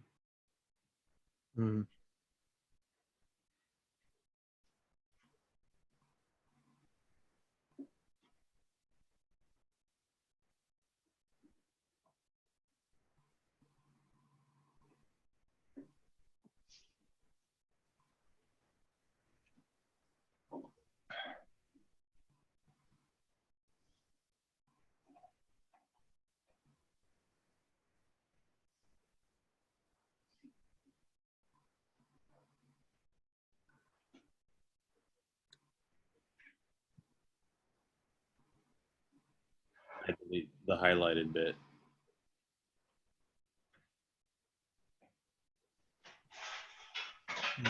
I mean, so we typically is our thoughts and actions that dictate how we are. And while that's partially true, you'll be surprised if you dig a little deeper. Like, I don't know what that means. What does that mean to you? It's very vague now that you pointed out, isn't it? Mm-hmm. And it doesn't actually flow with the specificity, or it's not really feeling control. And then this stuff, you know, it's great to have the sun shining down. It just feels like fluff. It's not actually saying anything. So if we take that out, how much more it flows. Here's an interesting thing. Yeah, I see what you're saying. I'm right. You know, I've just realized, like, I'm writing things like, where are you? I'm like, if you let these things do that, then you won't be able to, you know, X, Y, Z. So then, like, I'm noticing, like, that's not specific. This isn't specific. Like, that's the patterns I'm starting to see. Maybe I'm wrong there in my writing. So it's not specific. What? No, you're right. Okay, cool.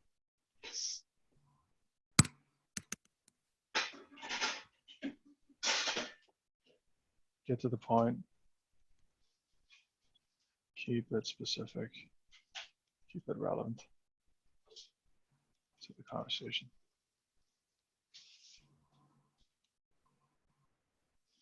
Okay.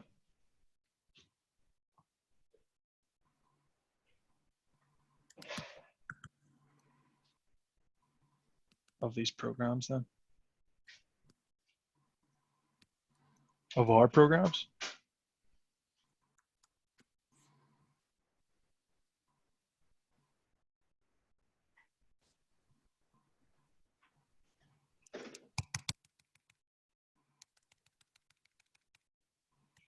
We're able to connect with people.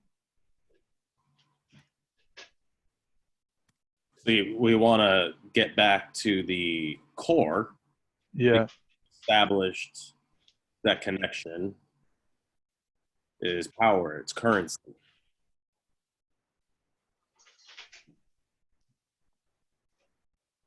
We're not selling control here, right? No.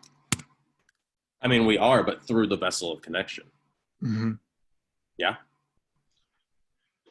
So then here I would say, you know, connect.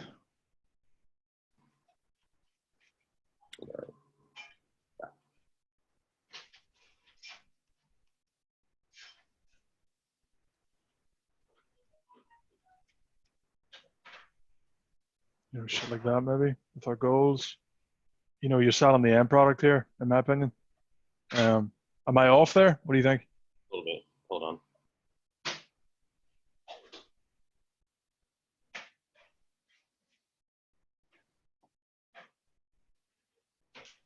What is all this? Is this all a continuation? That's just me filling in the elements there.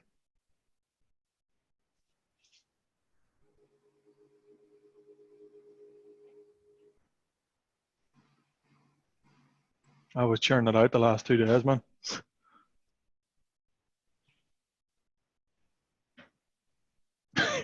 Your face is like, oh shit.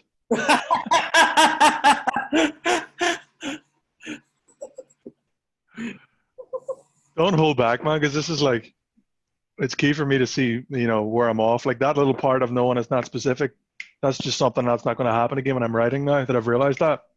Well, what we're doing right now is we're creating organization where it wasn't there, and we're fleshing out parts to make the other parts that we had established more effective. And then we're eliminating parts that get in the way of flow. Those are the things that we're doing right now, not much else. What do you see? I mean, what I'm looking for is I'm trying to understand where I'm off and why, right? I haven't wrote that many sales pages before. I've done more emails than anything, like, but I'm trying to understand how you think about it how do you keep the conversation flowing in a way that it is relevant, right? Do you think there's more flow to the conversation now? Yeah. I see more call outs. I see more connecting with the stories they're telling themselves, right? Maybe you've already done this. Why hasn't this worked so far, right? I see that pattern. And then I see objections in there too. And then I see you're questioning yourself, you're questioning them, you're having them question themselves. But still on the path of it's about connecting. Past that, I don't really see anything else right now. That's about it. But those are critical things because we eliminated a lot of things that will crush engagement. Right. We're adding things to help increase engagement.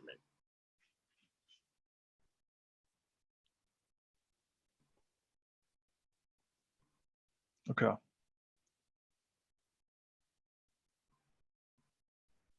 We're also helping frame the new cause and mechanism.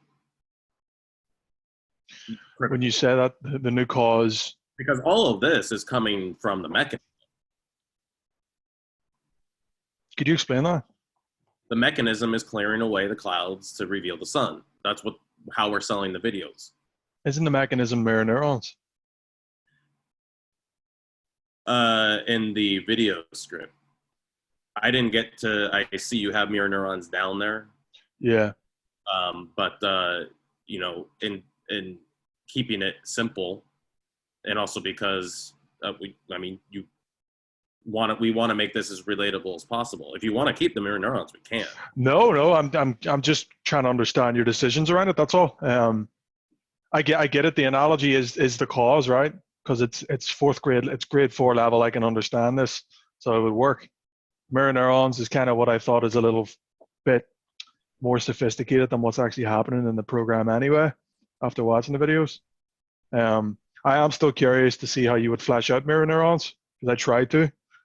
Yeah. Probably really badly, but yeah, I understand. So the mechanism then is, the cause is the clouds, the mechanism is clearing away the clouds, right?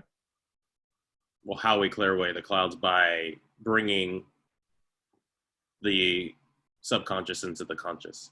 Yeah, okay. And clearing away the illusion, yes. Do the videos actually do that? Not really, but again, we're proving out the messaging so that then we can advocate for improving the actual offer, getting more out of him so that he can help his audience more than he is now. Mm.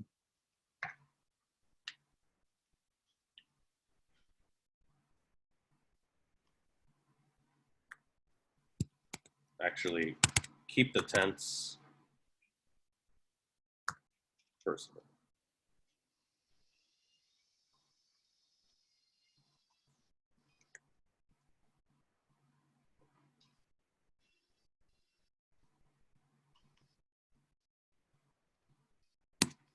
So what was that? Keep it.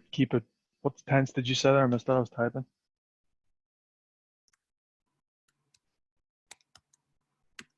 Oh, let's fuck it.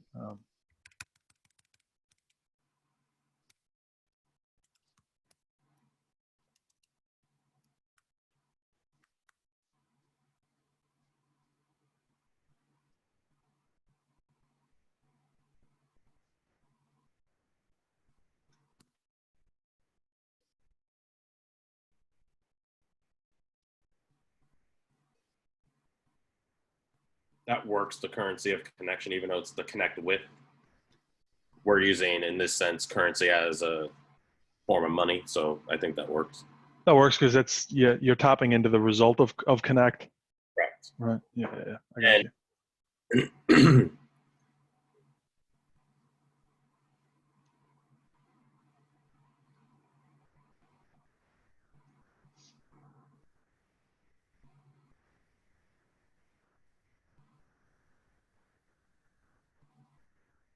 Maybe I would say connect with our goals with our remove connect 3 times. I don't know.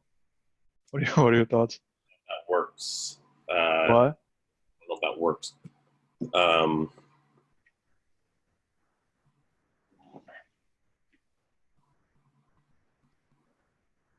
Am I a lost cause as a writer here, Mark, or what's the story? Like, what are your thoughts? Not at all. You're a great writer. You're just the problem. Like the reason why I was hoping to see more of the of how of you elementing out yourself. Because when you element it out yourself, like filling in my elements, you're Yeah. not deconstructing it, so you're not really seeing the organization. When you element it out yourself, then you're connected with those elements and you know what makes them effective. Oh, you wanted me to element it? I'd not actually write the fucking thing. Yeah.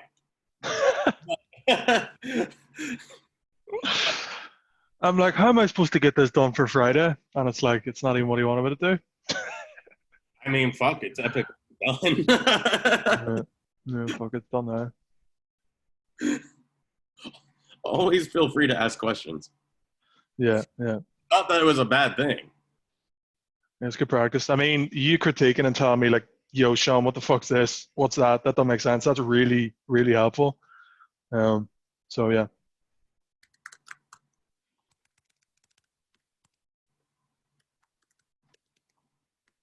My problem tends to be specificity and if the sales page is a road, the wheels have fallen off and I'm on the side of the path at times. So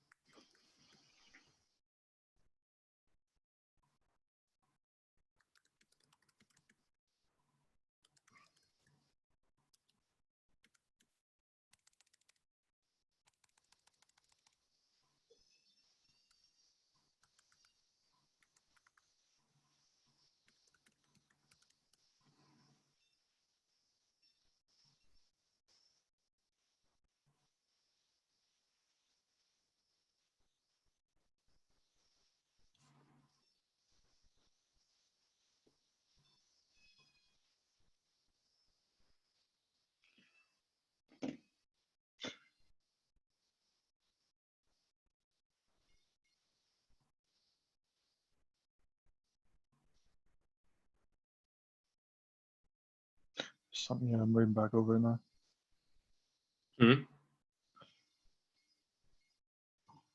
Say that again.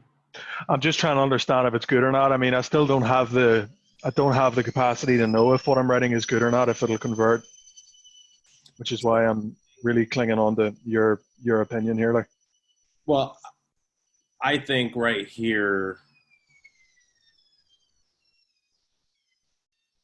I would get rid of that. I like the idea of connect as being like a stack, but do it after the guarantee or in a club. surely. Okay. Because it's more branding. So if it were me, I would take that out. And I would just say no.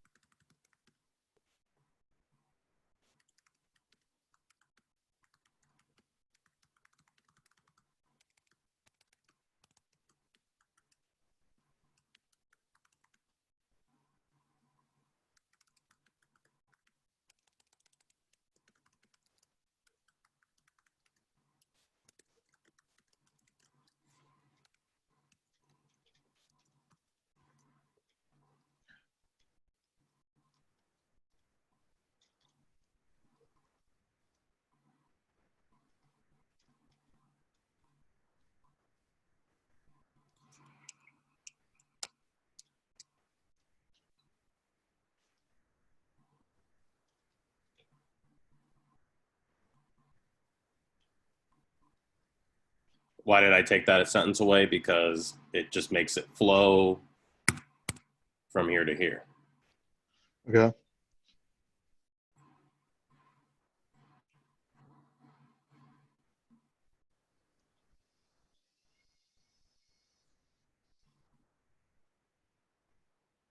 Story's not fleshed out yet. I'm kind of taking key points from what he told us on the call. So what I would do is send him, work on polishing from here, from the top,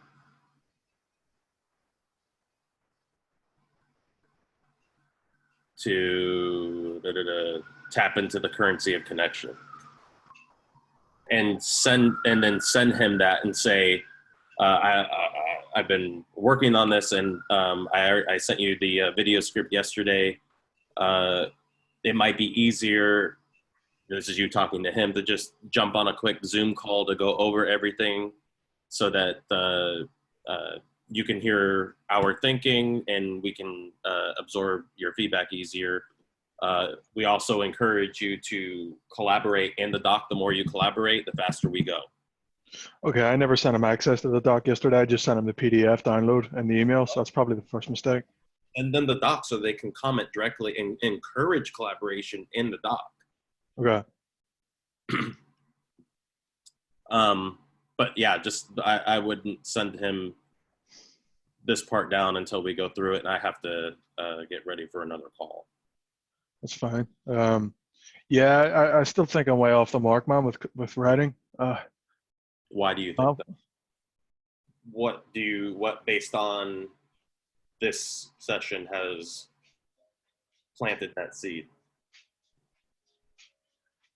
Well, the stuff we're sending was pretty much everything you wrote, right? I mean, there's still parts in there, there's ideas, but there's nothing in there that I kind of have put in, essentially. Okay, then rewrite it.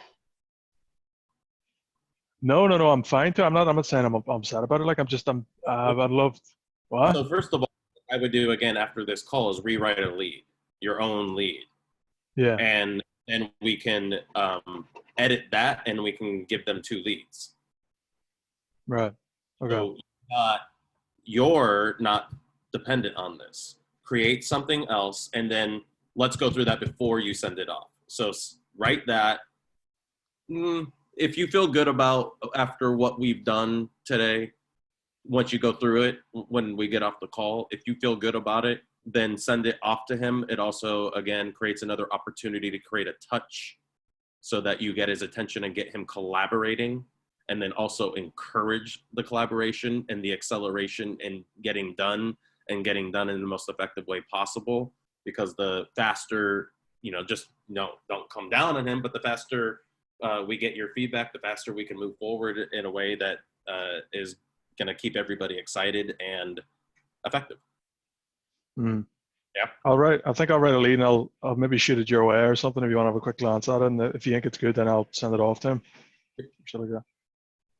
Sweet. If you want to do that now, get on it.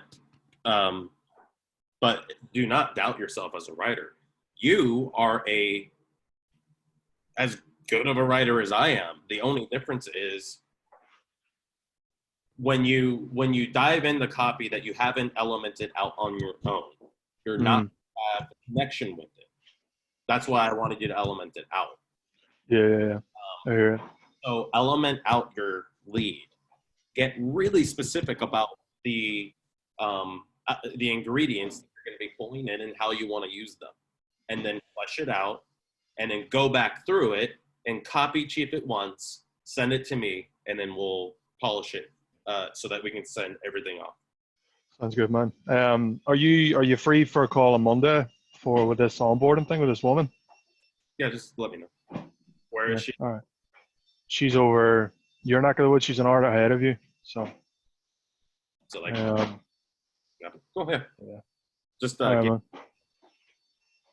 just what? Give me a heads up. Yeah, 100%, man. Cool. What I want, just to reiterate, what I want you to get out of this is that it's so important to element. I'm going to use this ingredient. I'm going to use it in this way. This is the goal. This is what I want it to achieve. That way, you know what makes that section effective. And then you self-audit so much easier.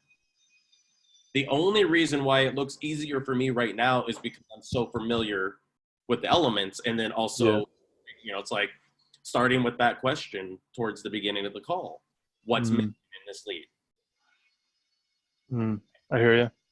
So you're going to have so much more clarity. Like you could intuit, something's missing. This doesn't feel cooked. But you were having a hard time getting there. Yeah. What I did is, first of all, easy, and it's not right or wrong. One possibility. I hear you. Yep. And the next step is also you are acknowledging that you have attachment to what you write. Kill your babies.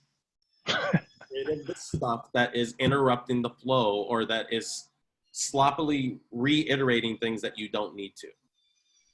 Right. I will. Edit those things out. And one of the ways that's just going to keep getting easier and easier is when you plot these things out, then you're going to be able to self-edit, self-isolation, the things that don't work. Yeah. That might be well written, but if you get rid of them, it actually improves the flow and congruency of the copy. Yeah. I say it like I'm going off the beaten path at times. Yep. And, hearing you critique it and stuff helped. What I see you do is you kind of go, I'm going to go down this way a little bit.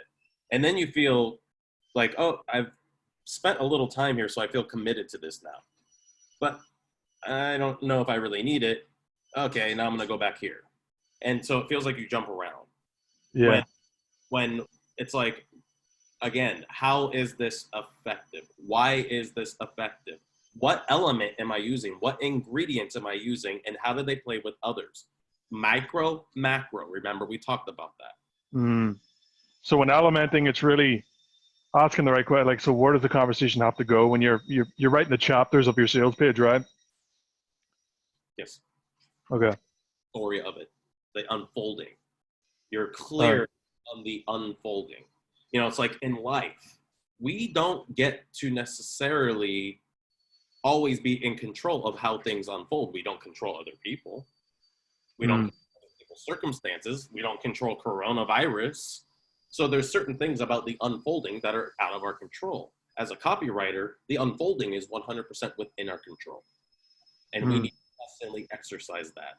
And right now, you're a little atrophied. So start working that muscle of being able to control the unfolding of everything you do, and your confusion will, and confidence, shift away, Sean. Yeah, 100%, man. Good call. Perfect. All right, I'm going to let you go. I need to get a bite of food in my belly, and so get on that copy and send it over. I'm going to be at the computer all day. So. Yeah, no worries, man. Thanks for the call. Thanks for your time. Appreciate it. All right, later. Yeah.